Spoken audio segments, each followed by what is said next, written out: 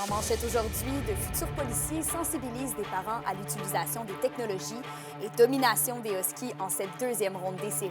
Le TVA Nouvelles commence maintenant.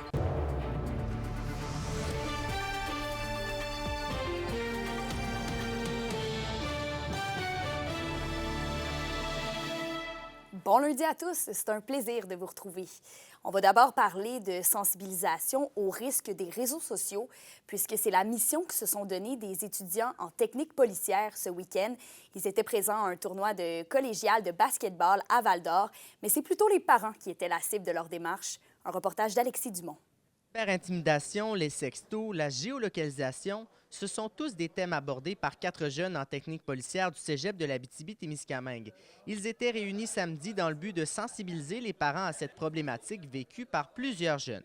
On touche vraiment au niveau de la cyberintimidation, des sextos, de la géolocalisation et des réseaux sociaux qui sont pas mal les plus grandes problématiques qu'on retrouve dans les écoles secondaires, au niveau secondaire 1, 2 et même parfois 3. En collaboration avec la Sûreté du Québec, ils souhaitent outiller les parents et les jeunes afin de faire face à cette problématique. Principalement les parents qu'on veut sensibiliser aujourd'hui. C'est sûr que on est dans un tournoi Benjamin de basket, fait que les jeunes aussi. En même temps, on en profite pour les informer parce que c'est souvent eux les victimes ou les suspects dans ces événements-là.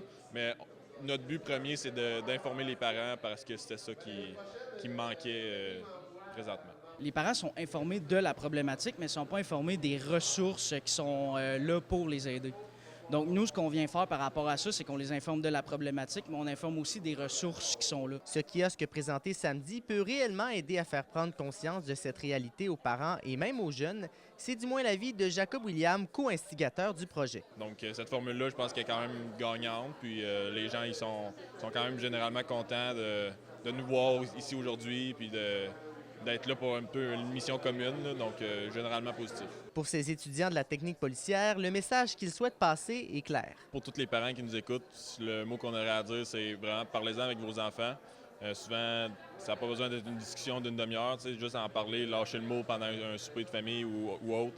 Souvent, c'est ça qui va possiblement vous mettre au courant. Peut-être que le jeune n'aura pas nécessairement l'habitude de vous en parler, mais le fait que le parent initie la conversation, c'est là que ça va commencer. Donc, soyez prudents avec ça, c'est sûr aussi pour les jeunes. Faites attention aux réseaux sociaux, ça augmente beaucoup avec l'intelligence artificielle aussi. Donc... Alexis Dumont, RNC Nouvelles, à Val-d'Or.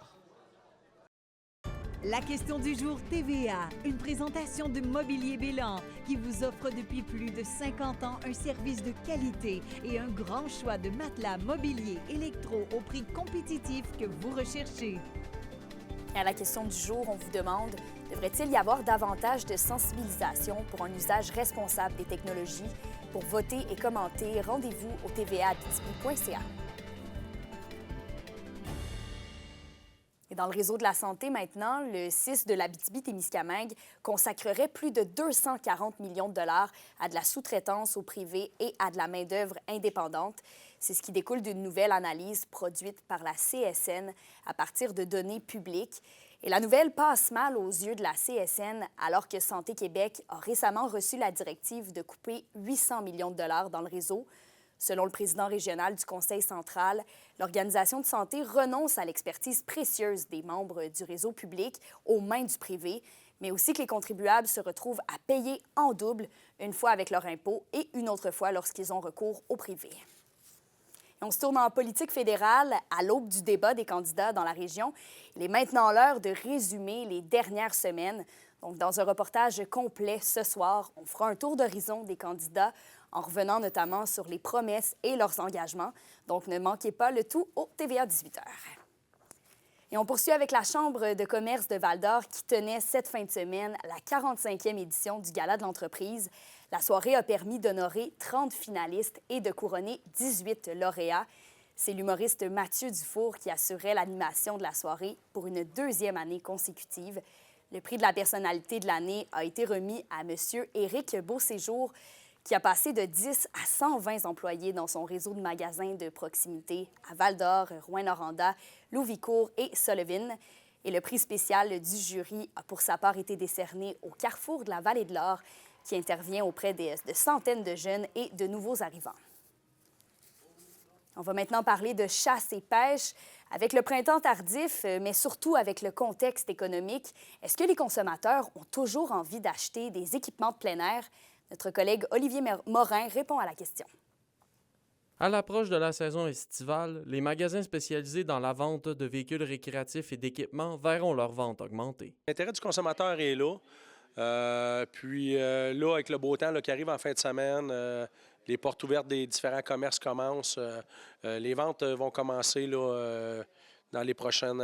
les ventes vont commencer un peu plus intenses dans les prochains jours. Là. Même constat pour le magasin Pro Nature à Rouyn-Noranda qui vend plusieurs équipements de chasse, pêche et camping. Bien, je vais vous dire, mettons, avec l'hiver qui est arrivé tardivement cette année, ça a commencé au ralenti, mais là, les gens commencent à se réveiller, puis ça va mieux de jour en jour. Les commerçants rencontrés nous mentionnent que malgré le contexte de guerre commerciale avec les États-Unis, il n'y a pas nécessairement de résistance à acheter. On voit deux types de consommateurs. Il y en a qui sont pressés d'acheter avant qu'il y ait des tarifs et qui ont peur que les choses remontent. Donc, on a des gens qui vont devancer leur achat et on a des gens là, qui sont liés aussi par l'incertitude des tarifs. On ne sait pas de quel côté ça va tourner. Est-ce que ça va être à notre avantage ou contre nous? Ça, c'est bien embêtant de le dire. C'est l'avenir qui va nous le dire. Les visiteurs croisés au salon régional Camping, Loisirs, Chasse et Pêche à Rouyn-Noranda ne sont pas fermés à dépenser. Bon, on ne sait jamais. On peut peut-être avoir un coup de cœur pour quelque chose puis décider de changer nos véhicules. Là. Non, pas nécessairement pour acheter. Disons qu'il y a déjà de ces équipements-là chez nous. Par contre, bien, on reste curieux de voir ce que les nouveautés qui sont présentées. Les deux, on va voir. S'il y a des rabais, bien, on va peut-être en profiter. Sinon, on regarde. Est-ce que les consommateurs sont portés à acheter neuf ou usagé? Là, je vous dirais qu'on est à peu près un 50-50 entre l'usagé et du neuf. L'engouement se fait aussi sentir pour ce représentant de Poirier Chrysler qui vend des véhicules pouvant tirer des remorques pour des VTT et des roulottes. Bien, je dirais que ça va quand même bien. Les tarifs ne sont pas encore appliqués. Fait que les véhicules n'ont pas été affectés du tout. Je dirais par contre, présentement, c'est beaucoup l'usager qui se vend le plus. Olivier Morin, RNC Nouvelles, Rouyn-Noranda. Pour une nouvelle importante à nous communiquer, contactez-nous, nouvelles au pluriel, @rncmedia.ca, par téléphone au 1-866-463-4636 et notre site web tvaabitibi.ca.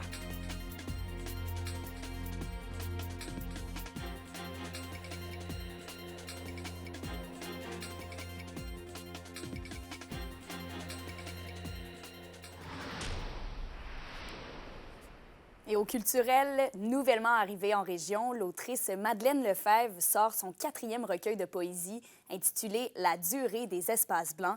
Elle voulait transmettre son amour pour le lac Ossisco, l'hiver et les décors saisonniers de l'Abitibi-Témiscamingue. Le recueil sera disponible dès demain dans toutes les librairies et une séance de dédicace avec Madeleine aura lieu le 1er mai prochain à la librairie L'Ivresse de Rouyn-Noranda. J'ai trouvé le titre assez tôt dans le processus d'écriture, puis je dirais que ça a teinté tout le recueil parce qu'en fait, ça portait tout ce que je voulais dire. La durée des espaces blancs, il ne faut pas prendre espace blanc nécessairement pour un banc de neige, là. C'était plus au sens métaphorique, un espace libre, un espace de création, un espace de silence aussi. Et au hockey, la 2e ronde des séries débutait en fin de semaine dans la LHJMQ et les Huskies l'ont entamé du bon pied. La Meurthe a remporté avec panache ses 2 premiers duels face aux Mooseheads d'Halifax à l'Arena Glencore. Victoire vendredi de 4-1 et blanchissage de Samuel Meloche samedi dans un gain de 5-0. Les 4 points de Bill Zonon samedi lui ont valu la première étoile. Les Huskies mènent donc 2-0 dans la série et reprendront l'action demain soir à Halifax. On peut écouter l'entraîneur-chef Steve Hartley, suivi de l'attaquant Bill Zonon. On a un très bon apport de nos 4 trios, nos 6 défenseurs, mais c'est sûr que le premier trio a mené la charge pour notre équipe, puis ils ont montré l'exemple. Puis c'est sûr qu'on... pour se rendre le plus loin qu'on veut aller ou où on veut aller, c'est sûr qu'on va avoir besoin d'eux. Puis je pense que si on regarde le match de Bill Zonon, c'était tout un match.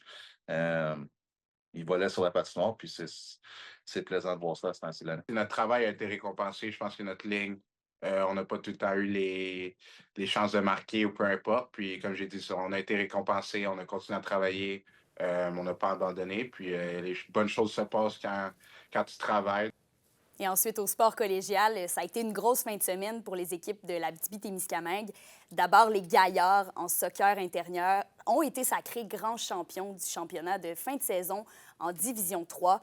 Victoire de 6-5 contre le collège Gérald de Godin. Et pour ce qui est des Astrelles en soccer intérieur, elles ont subi la défaite en demi-finale 1-0 face au cégep de Valleyfield. Et ensuite, en natation, l'équipe des Astrelles Gaillards termine sa saison 3e au Québec. 2e chez les femmes, 7e chez les hommes et 10 médailles dans les valises après le championnat provincial à Montréal. Et finalement, au hockey, les Gaillards remportent la demi-finale contre le collège André Grasset 3-2 et se dirigent vers le championnat provincial. Et parlons d'athlètes du secondaire maintenant. C'est cette fin de semaine que se déroulait le championnat provincial scolaire de basketball Benjamin à Val-d'Or et à Amos. Au total, 32 équipes, 16 masculines et 16 féminines, prenaient part au tournoi. Chez les garçons, c'est le collège Le Tendre à Laval qui a remporté les grands honneurs, alors que chez les filles, c'est les Gaulois du collège de Rosemont qui ont remporté le tournoi. Une seule équipe de la région a réussi à percer le top 8, soit les Kodiaks de l'école secondaire d'Amos dans le tableau féminin. À la météo, après la magnifique fin de semaine qu'on a eue, c'est un lundi pluvieux qui nous attend aujourd'hui. En Abitibi, pourrait tomber entre 5 et 10 mm de pluie, maximum de 8 degrés Celsius et maximum de 7 degrés pour le Témiscamingue. Et les averses devraient se changer en neige en fin de nuit. En Abitibi, minimum de moins 1 degré Celsius.